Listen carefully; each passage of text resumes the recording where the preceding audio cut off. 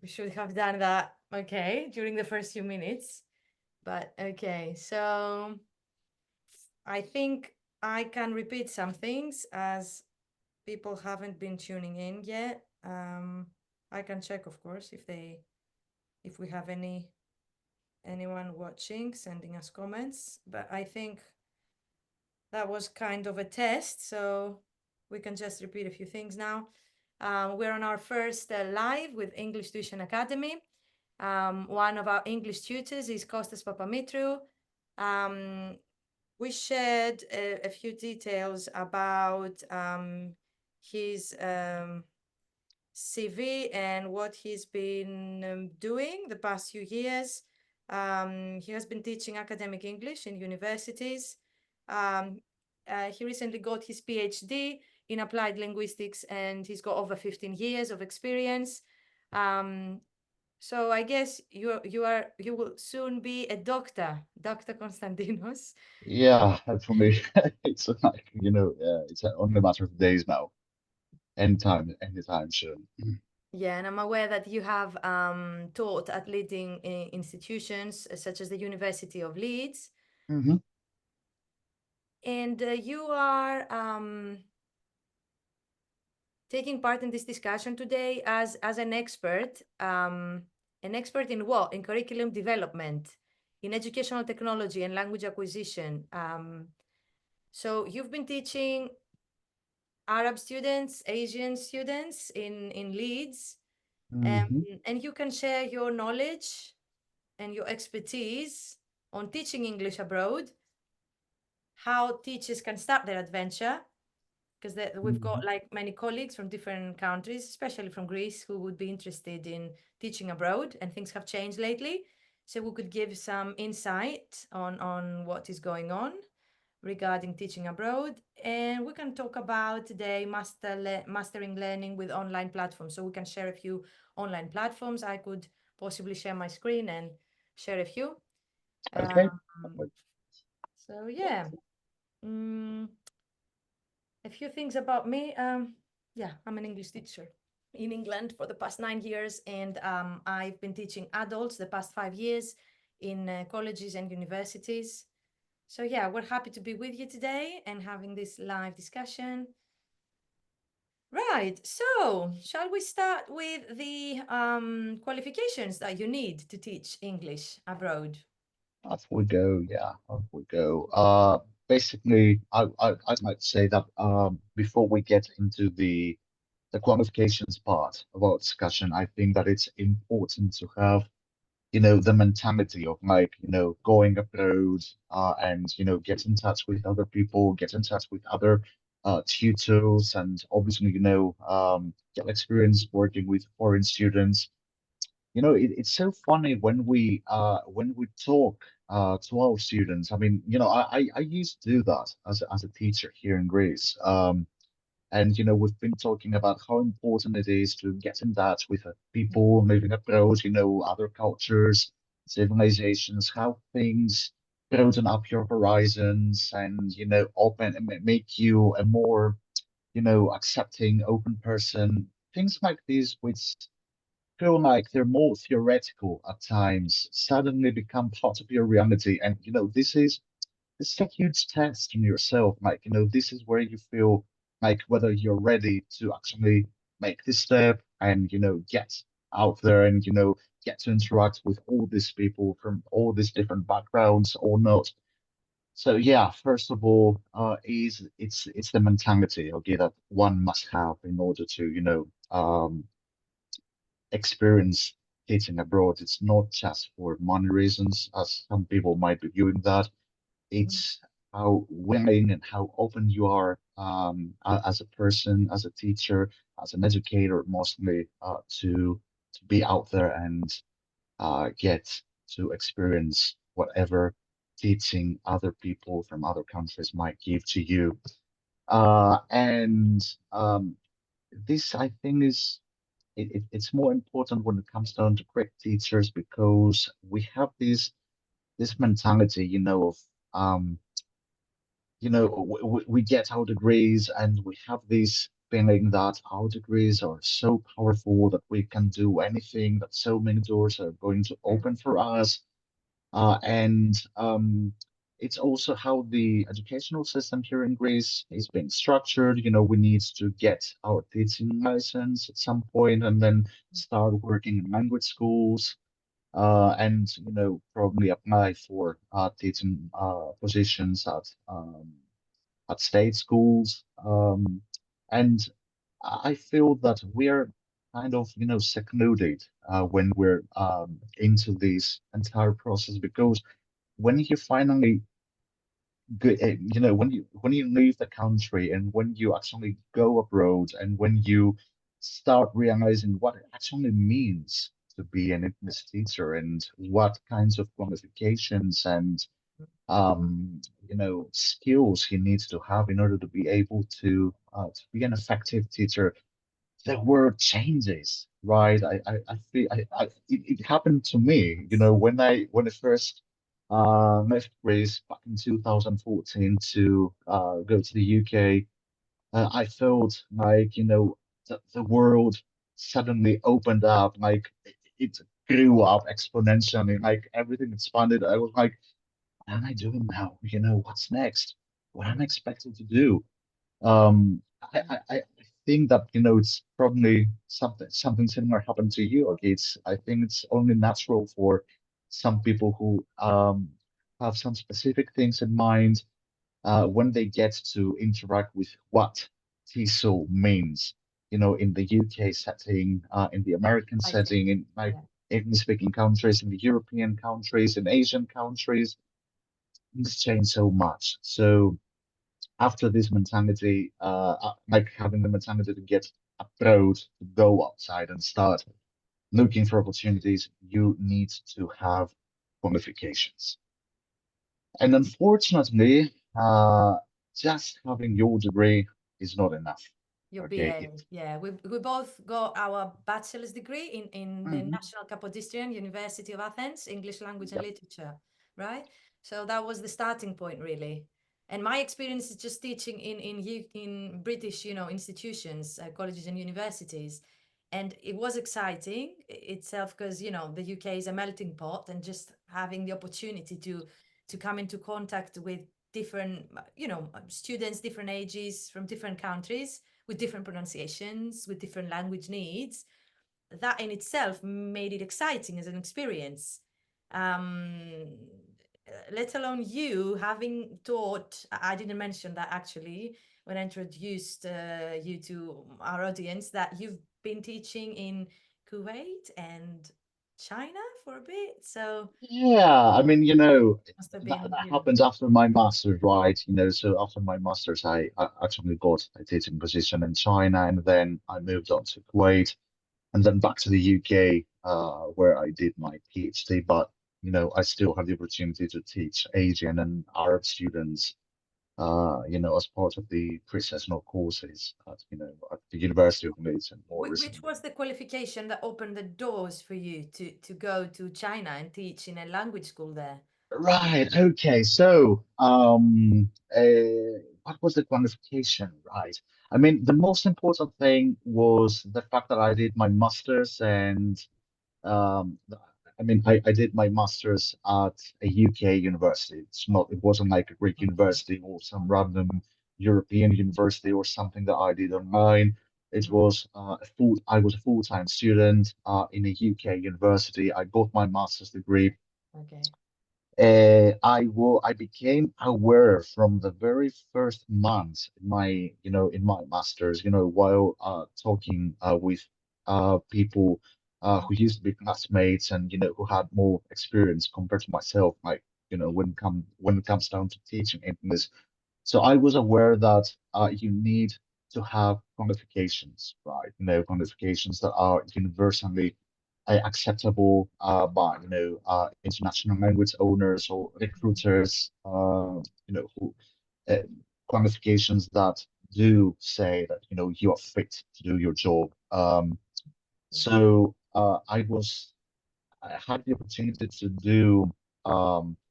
get my TKT, Young Learners Certificate, while doing my master's degree studies. Mhm. And that kind of opened the doors for my Chinese experience, like me going to China, mostly because I was teaching young learners in China. It's not very frequent for adults to join language schools in China for English classes, but you have loads of young learners doing English classes in China from 3 years old, from 3 year old to Wow. 14, 15, 16 years old, students who still have time, who are not so busy at school, and, they might have time to, to dedicate Right. in How their did you get that English language training. TKT? How did you get that? This is the young learners That's the Young Learners Certificate from the University of Cambridge. It's like what comes before CELTA. So CELTA is the qualification that enables you to teach English to adults. TKT Young Learners was the qualification that I used to, to get a job in China and, basically um, certify that, I'm fit to teach young learners. Um, so that, yeah, I did that as part of my master's towards the end of the academic year. So we had some sessions within the class, and then we had a final assessment. And then, obviously we were provided the degree, the certificates, and that was that mostly. It wasn't as intensive as CELTA was. Um, But it was, it was a useful experience. It was quite useful, How long did it especially, take? Because I'm aware CELTA, the full-time CELTA takes 4 weeks. How long did that take, the TKT? yeah. So the full-time SOTA was 4 weeks. That was we did that over the course of 8 months or 10. Oh, sorry, not 8 months, Okay. 8 weeks or 10 weeks, something like that. Mhm. I'm not entirely sure about these details. You did I that in remember we Athens, studied it. did you? No, no, no, no. No. It was like we did it as part of our MA in the UK. It was at Okay. university. So we started at some point after Easter. Okay. So Sorry if when, you mentioned that and I didn't get it. yeah, when Easter classes, resumed, and then we finished like sometime in June. This is when we had our exams, and that's it. Lovely. So what really opened the doors for you to teach abroad, and what we recommend for, to every single teacher watching this live right now, is to just move on after the BA, move on and get some extra qualifications. You need Hmm. CELTA, everyone knows that if you want to teach English or Absolutely. foreign language abroad, you need CELTA by Cambridge University Press. Am I saying it I right? mean, yeah, I mean, TKT is obviously one of these certificates that are approved, by government bodies, like, government bodies in China or maybe other countries. But CELTA is one of the two qualifications that are more prestigious. Again, they are more recognized by recruiters and schools and, government bodies as well. And even if um, SOTA is about teaching adults, not really young learners or kids.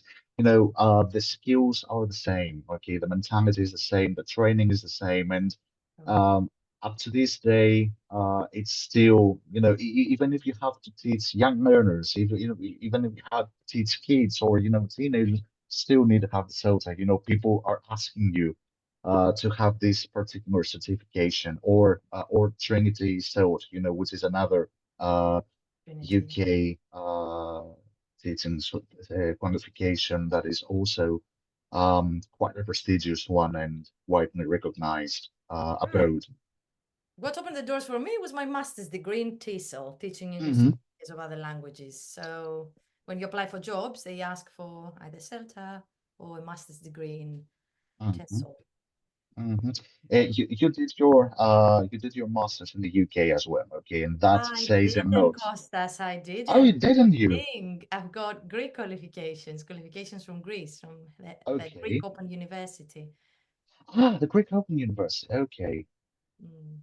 But that was in English, right? It was in English, it was full time. And then you went to the UK, and I think, that really mattered because you had experience in the UK, right?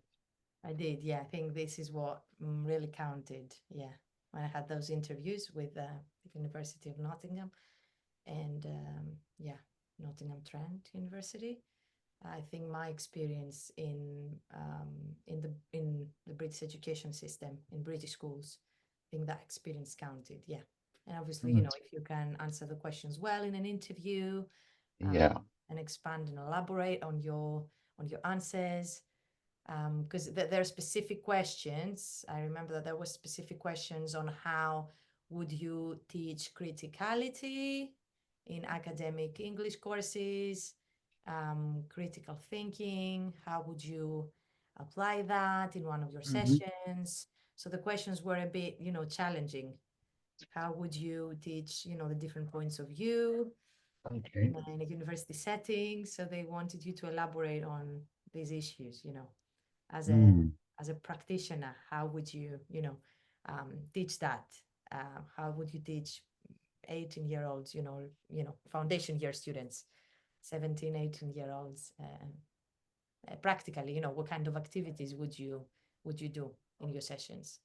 So that Yeah. was the one of the questions in an interview I had um, for the position of English, okay, instructor, English language, English academic.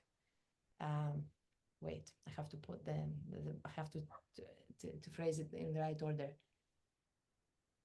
Instructor in English, in academic English. Instructor Okay. in academic English. That was the job role. Yeah, Right. the Yeah. position. Yeah. That was quite fortunate actually, because in the UK, well, they used to completely focus on, I mean, they did not care about where you got your communications from, right? It wasn't that important as long as you were qualified, as long as you're able to, to prove that you had all these qualifications, all these skills with you, and as long as you're able to show these things in the interview, like, make the interviewers understand that you know exactly what you're doing, how how you're doing your job, how to teach, you're a good practitioner. It's more than enough. At least it used to be more than enough in the UK.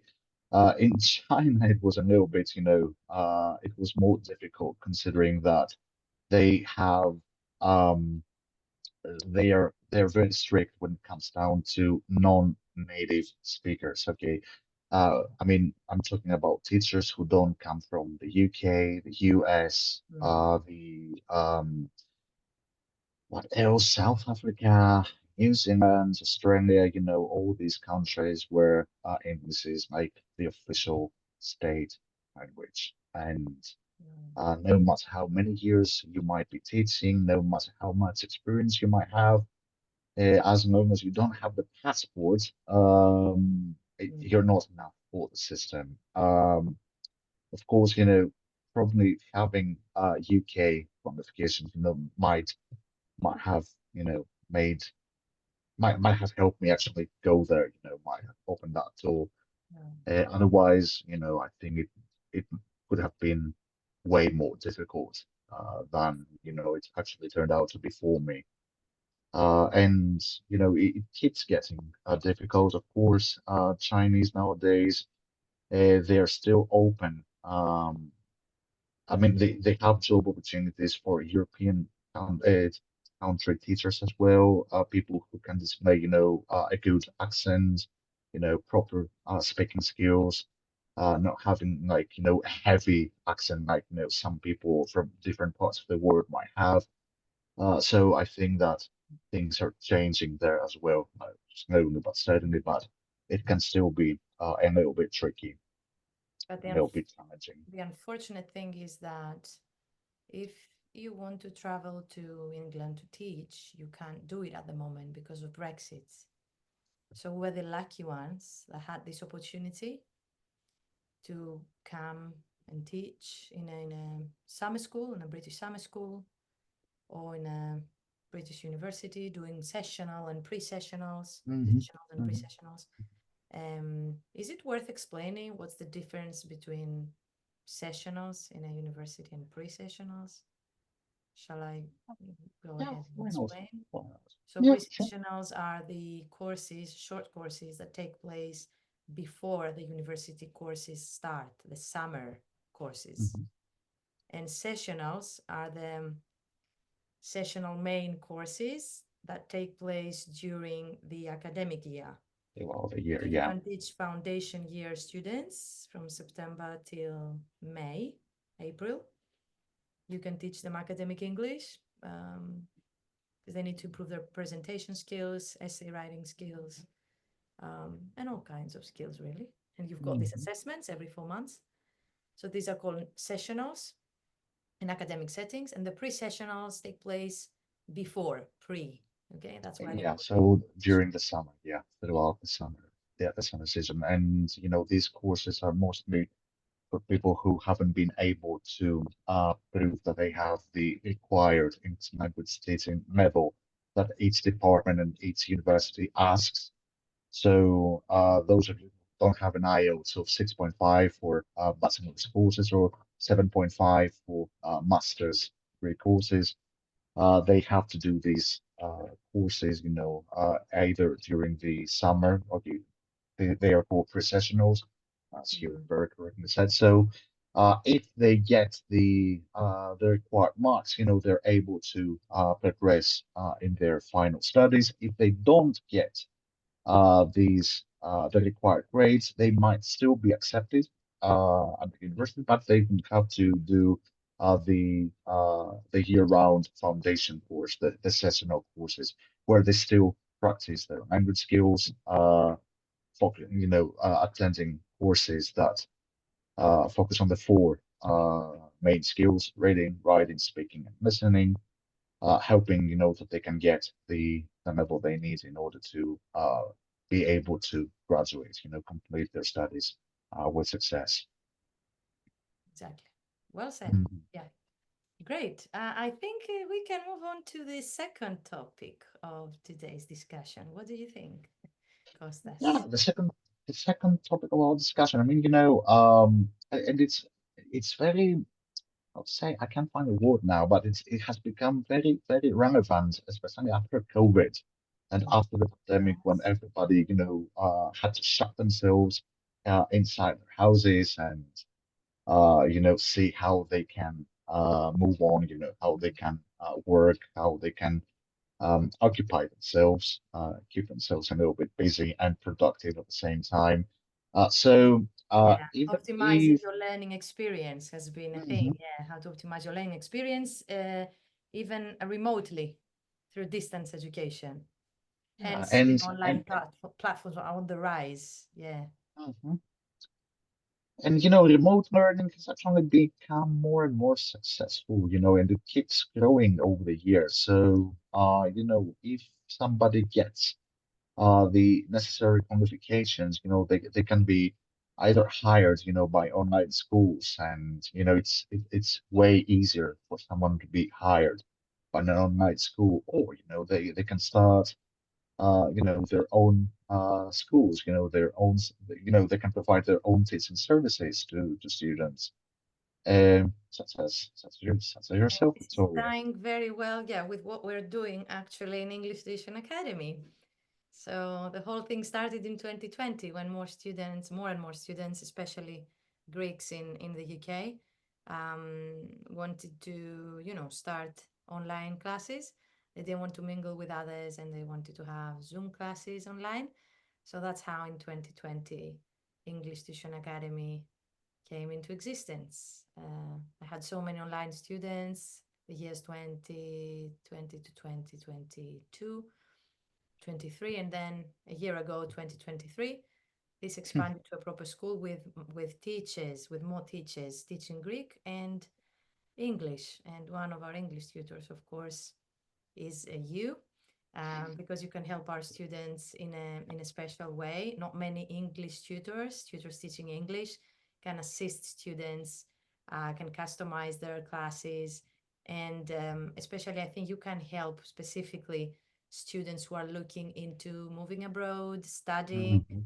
expanding their studies, going for that master's degree that they've always been dreaming about, improving their academic English. This is what you can help them with, right? And you've got the tools, you've got the methods to do so. Well, like me, of Mhm. course, because but your experience is even greater because you've taught in, different countries, different universities, not just in the UK. Yeah, and after going through the pandemic, we have. I mean, I've been exposed to different platforms and different tools to use. I mean, Mm, right now we are using a platform, right? We are using Zoom. we most definitely So are, yeah. yeah, I have used Zoom before, and it's my second favorite. Of course, my first favorite is Microsoft Teams, but I think we're going to say a few things about these things. Would you like to say a few things about Zoom, Victoria? I could share the presentation that we've got, or we could just, talk about them without having a presentation on the screen. Yeah, I Um, mean, you could set a presentation considering, that we have some notes here, so everybody who might be doing the that live so recording yeah, later, might have all the necessary bits of info there. yeah. So we can talk about advantages and possible disadvantages of Hmm. platforms for online teaching when it comes to teaching English to speakers of other languages. Um, and yeah, I think you've mentioned to me that you've used Google Meet a lot. Hmm. I have. Okay, I've got, Basically, yeah, I've tried it. I've tried it once, but and I know many teachers who love Google Meet, because basically it's you can integrate their synchronous teaching. Yeah, you can mhm, synchronically, it's synchronous at that time. You can connect to your tutor, and you can also have, if you, of course, you've got a Google account, you can have all different apps there. All your files, your folders can be saved there, the notes, the class notes. Yeah, it says here real-time captions. Okay, of course you've got video recording as in every platform, teaching platform. Basic screen sharing. All right. Yeah, most of them have got, what I'm doing right now is screen sharing. So most of the platforms have got basic screen sharing. mhm, Um, and it's a good thing, actually, that as of 2024, there is no time limit for one-on-one meetings, which supersedes Zoom, because I think on Zoom, even one-on-one meetings have a limit of 40 minutes per session. mhm, So you have to purchase the premium Zoom if you want to have longer meetings, longer sessions. mhm. Would you like to move on with the disadvantages of Google Meet and Yeah, I elaborate? mean, since you're talking about Zoom, I mean, Google Meet has you can have access to all the Google tools. So if you use Google Drive, if you use Google Docs, Google Classroom as well, everything is in there. But when it comes down to accessibility and availability of different tools, like, breakout rooms, like, different functions here and there, uh, Google Meet does not offer the same functionality as Zoom or equivalent platforms to offer. Also, group meetings longer than 60 minutes are limited in the free version if you opt not to upgrade to the subscription. You need to have your classes last less than 60 minutes. So it might not be a good choice for more specialized classes where you have to stay for more than 60 minutes, maybe 90 minutes or so. And obviously, yeah, it's less customizable in terms of background and instruction tools. You might have to sometimes, guess a little bit what how you can provide a better background tool, background choices or instruction tools. Not many choices there, very limited. So it Mhm. has its merits, but I think that the drawbacks are not enough for me, to pick Google Meet for my own sessions. I see, and I think I agree with you. And now it's your favorite one, Microsoft Teams. We're moving on to Oh Microsoft. yeah, I it's love my it. favorite one. We've been using this in the universities. Yeah, This is the main platform where, all the communication goes on in there. Even I'm teaching now at Westminster Adult Education Service, and we use Microsoft Teams to connect with our students, to upload all teaching materials so they can have access anytime. Students can have access to the materials, the class notes.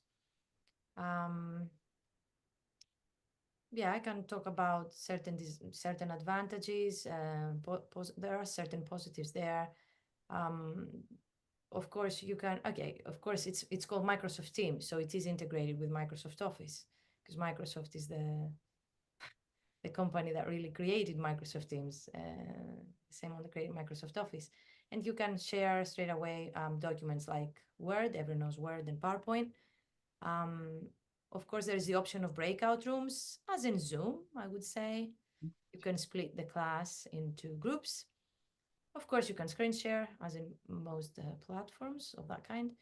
And you've also got collaborative workspaces. So people with certain accounts, so everyone participating, we all have an account with an Outlook email address. And that's how we're added on a Microsoft Teams platform of a school, and we can collaborate, we can work together on certain, let's say, spaces, departments, certain areas. We can make our own workspace. The good thing is that the free version, which I find that it lags sometimes, we had some issues last year in English Academy. That's why we switched to Premium Zoom. We had the free version, and yes, it does allow up to 100 participants and unlimited chat, but I found that there were some lags, certain points. People would connect and they couldn't see the others in the meeting. But anyway, and the last positive thing is that there is cloud storage and easy collaboration for document editing. So yeah, you can edit a document without any restrictions, and it's an easy way to do so. Would you like to talk about the drawbacks, Costas?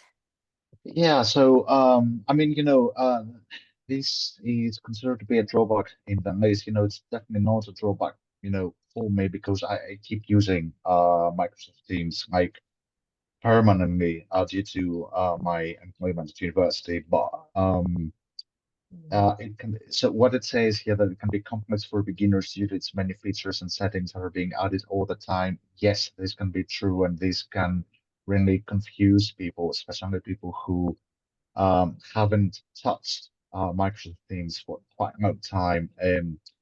We started using Microsoft Teams at the beginning of the pandemic, and there was a number of features that were available there, and everything was okay. We were working with these, but then our Teams started, updating and updating and updating over time, and so many new features kept being added.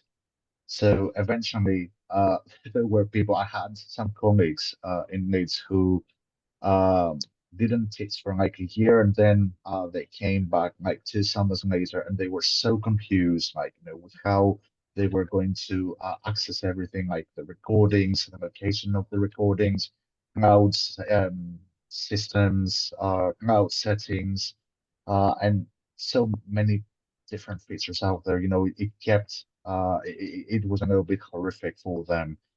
And we need to mention that yes, Microsoft Teams does have a free version, but some features like larger meeting sizes, which might not be relevant to most of the tutors out there, but session recordings, which I think it's quite a useful feature. These are actually not behind paid subscriptions, and Teams, unfortunately, it can be quite pricey. So it is a platform that offers so much, but it asks you a lot as well, when it comes down to money. So teachers are requested to explore other opportunities as well. And requires decent technical knowledge to navigate all its tools. Again, it might not be relevant to all the people, but if you're not a computer like a tech savvy, it might, get daunting trying to explore all the tools, all the settings, and being able to see exactly what is happening here and what is not happening here. There are some software limitations, for example. if you use your it's not if you don't use the calendar, for example, to set up your classes, you might not be able to use some of the functions, you know. So it's a little bit of a guess situation. There was a comic this year that um, tried to organize their classes by using just the main team's page, not using the calendar. They were not able to use any breakout rooms in the sessions. Like at the beginning, he was so desperate, like, you know, what is happening there. Eventually, you know, we were able to sort it out with him. But there are some, yeah, technical issues that might confuse you. And also, you can access every Teams like everywhere. You can use access Teams on your computer, on your tablet, on your smartphone. But obviously, you know, not all the accessible, not all the features will be available in all platforms. There's no equity when it comes down to availability. Right, okay. Interesting to know. Yeah, I remember when, students um, had a hard time navigating through it, they were a bit lost. And yeah, the thing that you said, that if it's not an event on their calendar, if they're not added and it's not there, then they can't really have access to it. They can't get into the meeting. Um, yeah, there are certain boxes to be ticked if you want to um, follow on and explore. And if you want to navigate every single tool and follow with what the tutor is asking to do, you need to be on it, take all the Mhm. steps one by one. Yeah, and of course it's paid. Yeah, and it can cost a big amount of money if you want to enroll your institution, your language school, be it a language school or. But yeah, I think if you're a freelancer tutor, you can just stick to the free version. You don't really need. But when you work with different tutors and different hours and different classes, I think you have to purchase the paid version. There are like 3 or 4 versions, but yeah, you can go for the second one. Right. Okay. We've got in this presentation a lot of different platforms. I'm not sure which ones we can touch upon because we don't have, plenty of time and we don't want to tire our audience out. We want it to be a quick presentation, a lively one.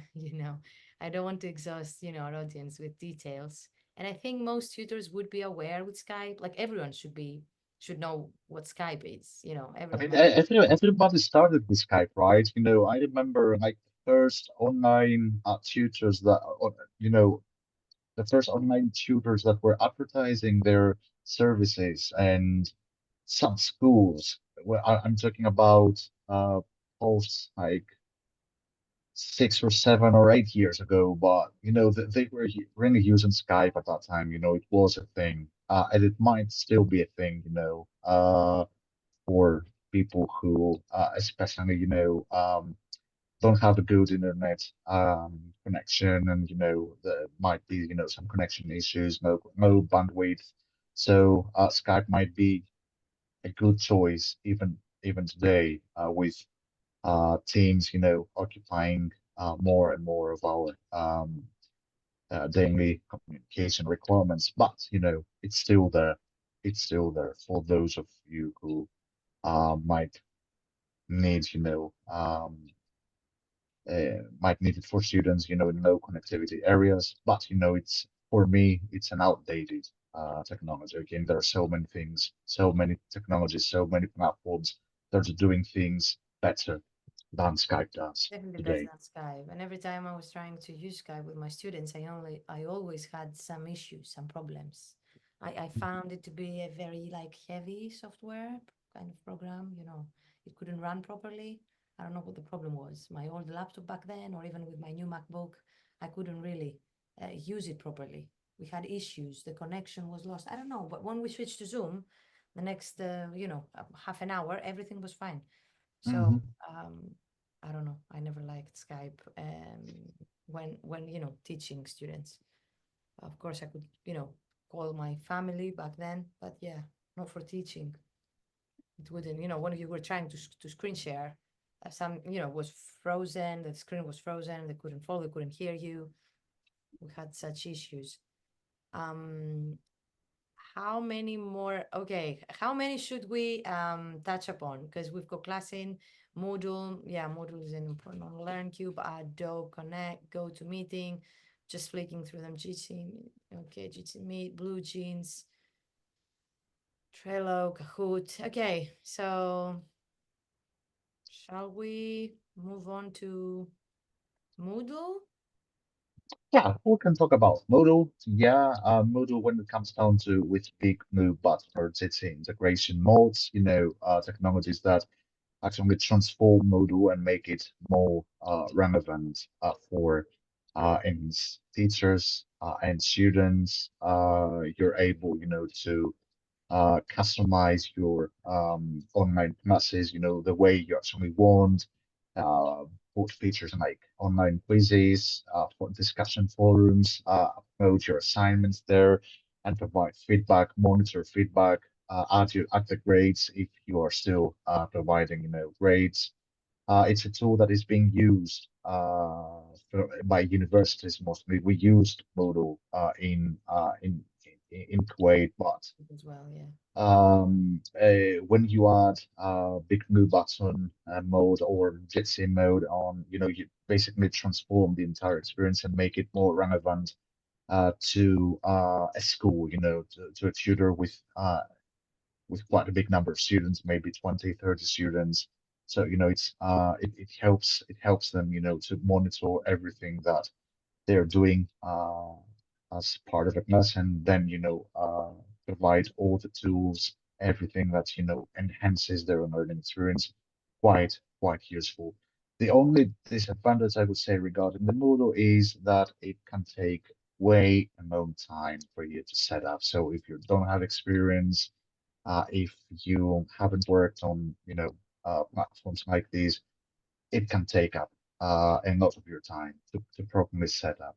And obviously, you need to consider that you need to pay for the hosting and any additional integration that becomes part of your system, might require more configuration, might require you more money. It might end up, being very, very costly. So we do suggest Moodle, but mostly to people who are familiar with working with tools like these. But Yeah, other than that, it can be a fantastic thing to work with. it is, definitely it is. But I remember that our program managers used to set it up and they would ask us, the tutors, to just fill in certain information in certain spaces. So they would Hmm. ask us to get into that specific space and upload the homework or set up a conversation between the students. But we had limited access as tutors. It was the program managers who set up the whole thing, for Yeah. the program to run. Because obviously students, university students or college students, they could see everything uploaded there, all the announcements, the assessment results were there. They could have access on their actual marked paper, the marked assignments. They could find feedback there. I don't know if you did that. I remember that was on Moodle, that thing, all the feedback from the assessments. As tutors, we had to upload the marked transcript, everything, marked paper there. And then the program managers were doing their magic, and then students would have access to it and read all the feedback. Yeah, basically uploading documents and files and everything that is necessary, it can be it's okay. It's not something, difficult or, daunting, but it's what you said. You had a program manager behind you, who set everything for you. So if you don't have a program manager, someone who, can help you and assist you with, setting everything up. Yeah, it can be quite a chore, very, very difficult, very challenging. True, true. So let's move on now. Um, Do you have any preference, Kostas? Should we touch upon a specific? Yeah, I mean, we could probably I mean, we have Jitsi Meet here, but we talk about Jitsi in Moodle. You can actually add it on Moodle and pretty much provide the same um uh, Right. the same features, but Blue Jeans, Jitsi, they can be quite pricey. So if you really are not, if you have the mentality of not wanting to invest money, not to support your business and make it stand out, these might not be relevant to you. But if you actually go and decide, to spend some money, any integration, any additional integration like BlueJeans or Jitsi, they can make the difference. I would say a few things about Adobe Connect. I know some tutors who are still using Adobe Connect, Mm-hmm. but these are people who are very comfortable with the entire Adobe suite of tools, working with PDFs, having the premium Adobe subscriptions, that enables them to work with and edit these documents, all these relevant technologies and tools. But just like Moodle, Adobe Connect can be complex to set up and use, especially for new users. You need to have somebody to guide you or hire the services of an expert. It can be pricey, way more pricey compared to other platforms. It's what they say that stability is something that can be costly, and you need to put your hand deep inside your pockets to be able to support your school and sustain service like this. But again, requires a stable internet connection to avoid performance issues. It's a cloud-based service here, so if you don't have a good internet connection, you might experience lags. The system might not, perform as it is expected. So again, it all depends on your own setting up, your own internet speed, how everything, like the internet infrastructure at your home or your working place, Mm-hmm. and of course how much you're willing to pay in order to have a stable and very, very, supporting system, just like Adobe Connect. So yeah, I would say Adobe Connect, and then I would go with tools that I think you're also very familiar with, Victoria. I'm Mm-hmm. talking about Trello, and I'm talking about Kahoot.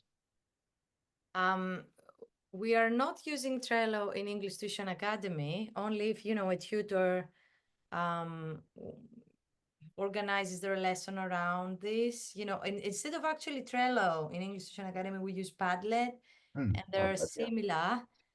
Trello might have more functions though. Yeah, because okay, on Padlet you can just upload things.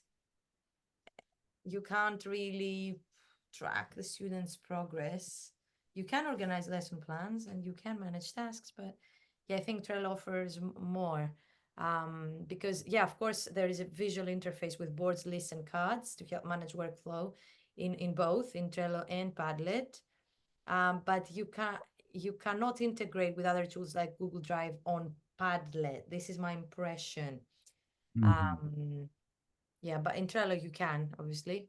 And the thing is, both Trello and Padlet are not video conferencing tools. So we've Hmm. talked about video conferencing apps, programs like Microsoft Teams, Skype, Zoom, Google Meet, Adobe Connect, I think. Hmm. They're video conference tools. This isn't, but yeah, it can be used in conjunction with other platforms. Um, and it is actually limited to task and project management. They basically manage the projects that you have to do and the tasks you have to do. As a student, the tutor can put everything there, and students can access these. Padlet and Trello lack direct communication features. You can record stuff, you can upload things, but you cannot directly communicate with your with your fellow students or with your instructor. Mhm. The last drawback that we've put down here is that it can become cluttered if not managed properly. So it can look messy, it can become cluttered, having too many links there, too many tasks. You have to manage them properly, like have the right categories, organize it properly. But yeah, that's quite personal, let's say. Depends on this, on the session, on the tutor. Yeah. Would you like to add anything more, or shall we move on to Kahoot, the Yeah, last I one? get no, I'm more familiar and I'm more comfortable using Padlet to be honest compared to Trello. The thing is that some institutions do prefer Trello for different reasons. I remember using them at the University of Leeds when they were making, different announcements or where they were uploading custom lesson plans, and we were able to edit things, documents. It was more direct for us. I don't really remember sharing Trello native information to students.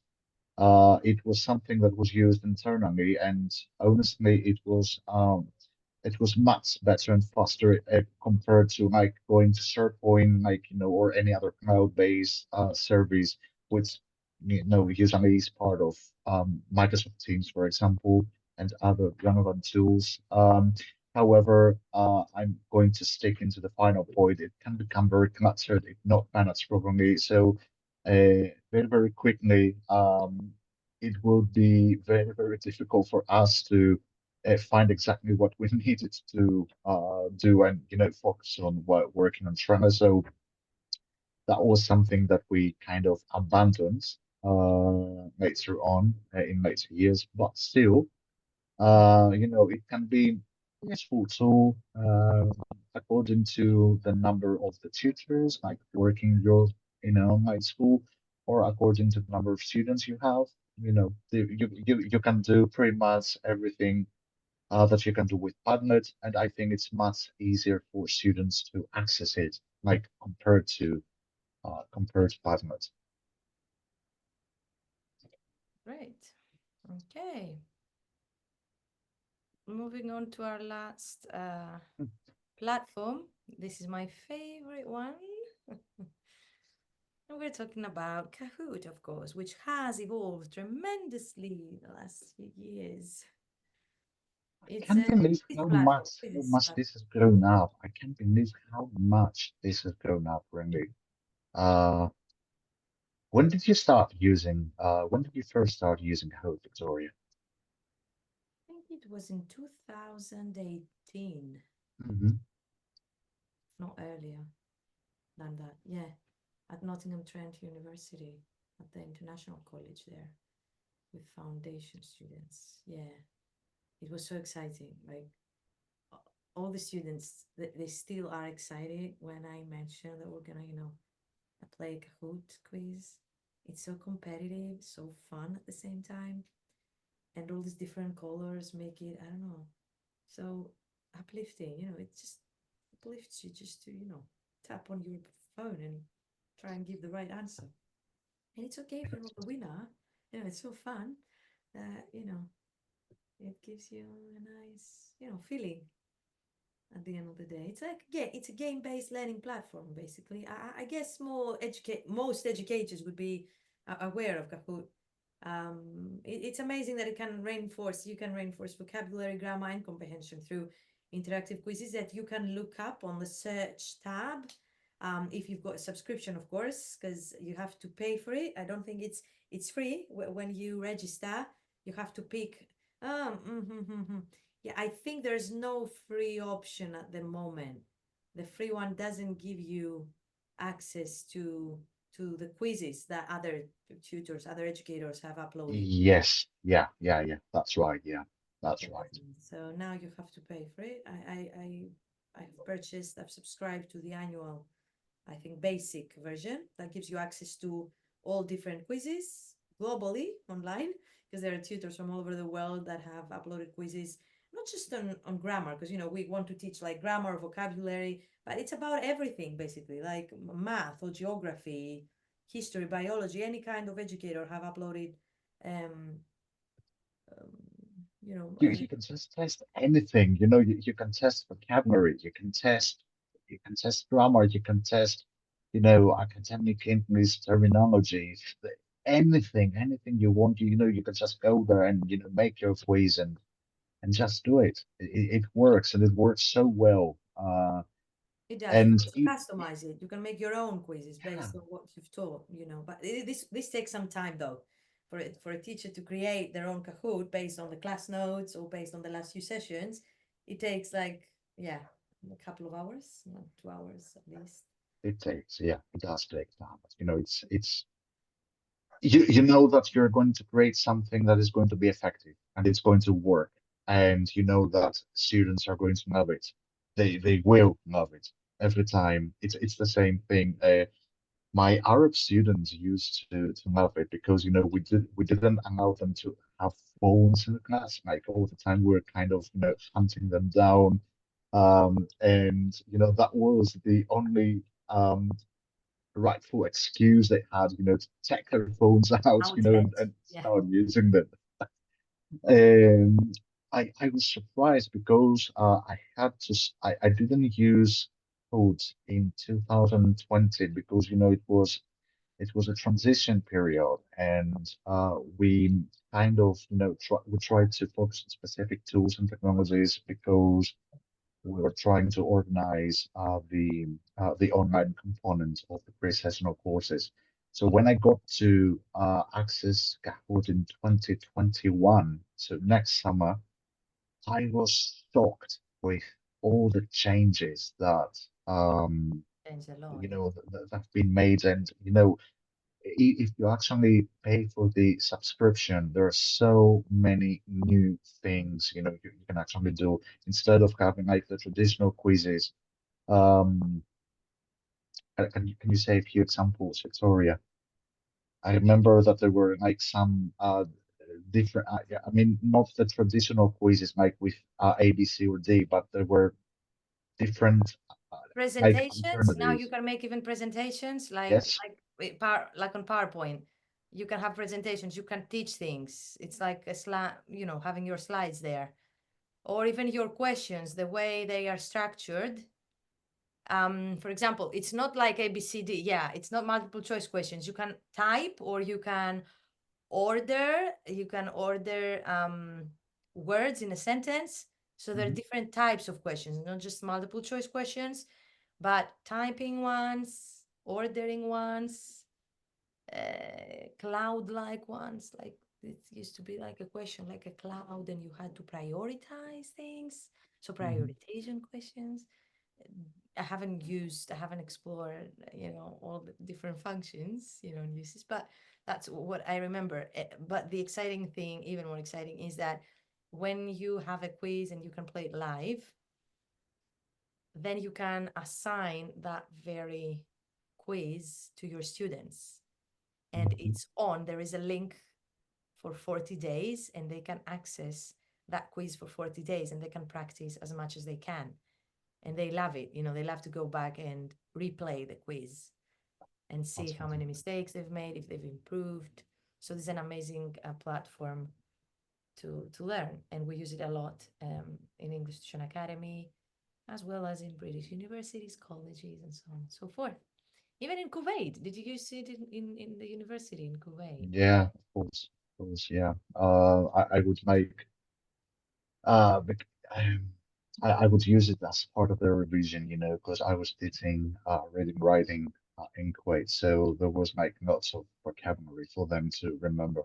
I was I Mm. was creating codes like every week after we would finish the unit, and then I would have an extra quiz like after every 2 units we would conclude, Mhm. just to do it as part of the revision. And I can tell you that they loved it every single time. It's always successful. Yeah, and it can work well as an icebreaker. So after Yeah. after they come back from the break, you can have that. And this um, makes students want to come back to class, because sometimes, they're late, they have to finish their coffee, they don't want to come back to class. Usually they're 5-10 minutes late. But when they know that they have a Kahoot quiz, they want to be back to class even earlier, just to log in and get the And pin. it works with adults as well, and we know that adults, can be very tricky students, because they have Yeah. spare time issues to juggle, lots of difficulties that young learners don't even consider. But they not Kahoot, it's like a good distraction and it's a useful tool for extra revision and practice. Yeah, I love it. I love it all the time, and the students love it as well. Yeah. They do. Yeah, can testify that. So yeah, if any one of you would like to, anyone watching, if you would like to have access to that presentation, we could share it with you. It's got some useful points with advantages and disadvantages of learning platforms. Can we just answer a question that Okay. Nyovi posted in the comments? Actually, it's not a question. She just expressed her opinion. She said, Mhm. I think CELTA is also a strong certification for summer school in the UK. It is, but can you work as a summer school teacher in the UK now? When you come from another country? So teachers from Europe, can they just apply for a summer school job and, get that experience and come over for a couple of weeks in the summer? I think the process has changed and it's not It's that very tricky easy. now. It's very tricky now because in order to get a working visa for the UK, you need to have like there needs to be a certain amount of money, like Mm, that the school needs to pay you.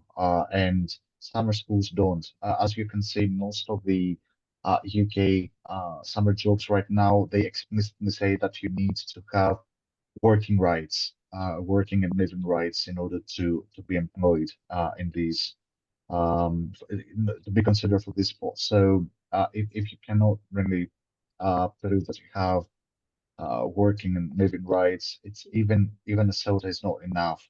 Um, you need to explore other routes. It might be easier for people who used to work in summer schools in the UK. Let's say before Brexit, like before 2020 or 21. I think that these people they can actually get a frontier work permit or something like that.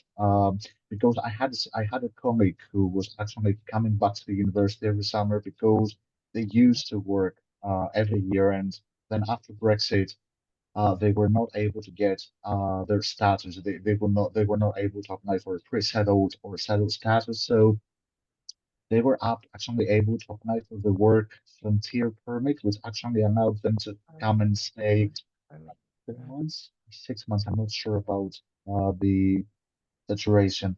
But there are so many summer schools around Europe as well. Okay, there are summer schools in France, there are summer schools in the Netherlands, there are summer schools in Ireland. And yeah, so it's actually a certification that does open the door to these people. So yeah, they can You try it. learn a lot when you do the CELTA. You learn so much. A university degree probably doesn't cover certain Yeah. things, and yeah, Hmm. doing CELTA is like an eye opener. You're like, okay, so this is a practical way of teaching that thing or that specific, grammatical phenomenon, or how can I teach vocabulary items? In university, you're not really taught how to teach certain students, Hmm. how to implement certain methods. You're not taught the tools that you can use and all that. But we are happy that we can have all these tools and all these methods to help anyone who would like to improve their English. Um, Hmm. but yeah, I need to say that we are here to help you, all of you, and support you. Myself, Kostas, the rest of the tutors. We've got some Greek tutors teaching English. We've got a British tutor. She's lived in Greece for the past few years. That's Kathy. We've got Georgette. She's Greek Australian and she's an examiner in North Greece. we've got, Costas, who's, we've talked about what Costas has been doing. So we're an amazing team of tutors who can teach you in an exciting way, with useful tools to optimize your learning. So yeah, is there anything else we should add? I think this live has taken more than an hour, but that's all right. Yeah. Okay. It People was will very watch it easy for later, us, I to guess. get carried on with, yeah, with the discussion. But I think it's, we did cover up some interesting points. So that was really, really interesting and useful at the same Well, time. yeah. And it flowed really well. I told you yesterday, everything's gonna be fine. It will flow so nicely. The discussion was natural, and yeah, I enjoyed speaking to you and talking about different points on these two topics that we had on our live discussion today. Mhm. So And it was also very good, that we both had the opportunity to share our experiences and how we get to approach these different things and yeah, say that nothing is difficult and nothing is impossible at the end of the day. It's just like, just having the right mentality to move forward and transform yourself, as an educator, as a learner, really, as yeah. anything, The sky's the limit. The sky's the limit, absolutely. and we have to keep reminding ourselves that the sky's the limit. And yeah, we can do lots if we really make up our minds to, move forward in our studies, in our personal life, professional life. Hopefully, we'll have more visitors talk to us about education and the importance of learning Greek and English and teaching these two languages the best way possible, being up to date with things. So yeah, wishing everyone, I guess, a happy weekend. In England, it's sunny and hot. Today it reached like 28 degrees. It's crazy. Oh, Yeah. yay! But it's winter in Greece. Aware of that. After that horrible rainy summer we had, my goodness, it was so bad. I don't know how the weather was in London, but most of July in Preston was like moody and rainy, and Really. it was really bad. Yeah, it was really bad. In London, yeah, it was some days were bad, some days we experienced, a lovely summer days. Um, we had this break, yeah. So okay, we'll see everyone soon. Please reach out if you need anything. We're here for you. Have a lovely evening, and thank you, Costas, again. Thanks, Victoria. Thanks, everyone who listened to us or anyone who is going to tune up to this discussion later on. Feel free to post your comments, your messages. We would love to read them and, get back to you as soon as possible, of course. Sure thing. Yeah. Thank you, everyone. Bye bye. Bye bye.